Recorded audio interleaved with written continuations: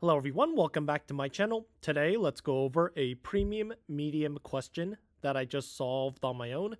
So I'm super happy about this, and I'm very glad that I was able to come up with my own solution to this question without any assistance. So let's go over it and let me show you how I did it. So this is question 3763, maximum total sum with threshold constraints. So basically, you have these two integer arrays, and you want to return a integer representing the maximum total sum based on this variable called step that just increments by 1 in each turn as long as this process hasn't ended, meaning that this is at least true in one of the elements in one of these pairs, because each element in nums is going to be linked to an element in threshold. So yeah, and we're trying to maximize that total sum. So let's go ahead and do that. So let's declare an answer, which we're going to return at the end, obviously. And then now let's go ahead and think about how we want to do this, because we want to find a value in threshold that is less than or equal to step in each iteration, and where we maximize the corresponding element in nums. So if you think about what that means, let's go ahead and use a sorted list, because we're going to try to sort by the threshold value in ascending order and then the nums value in descending order, because sorting goes from left to right. And so that means that we're trying to minimize this and maximize this. So let's go ahead and do that.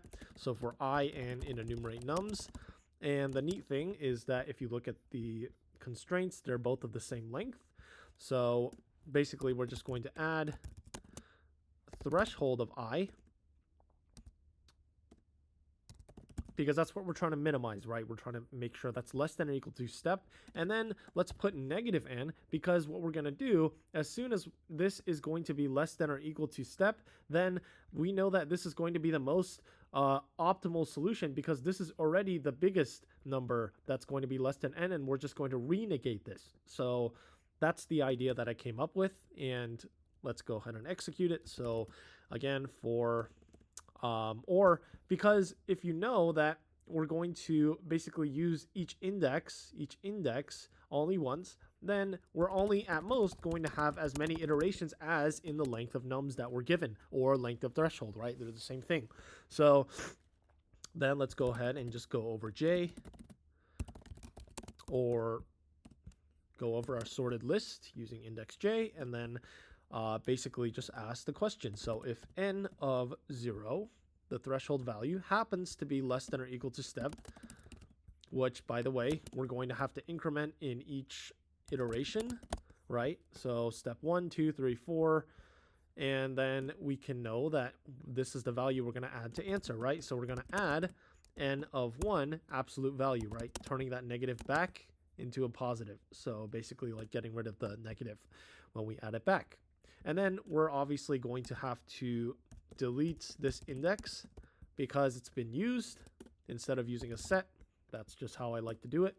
And then let's go ahead and actually set a flag to true, because you notice here in the example it says if there's no such index, if we scan the whole array, the whole sorted list, there's no such index, and the process can end right there, right? So in this case, let's go ahead and set flag to true, meaning that we did find a value, a threshold value that is less than or equal to step.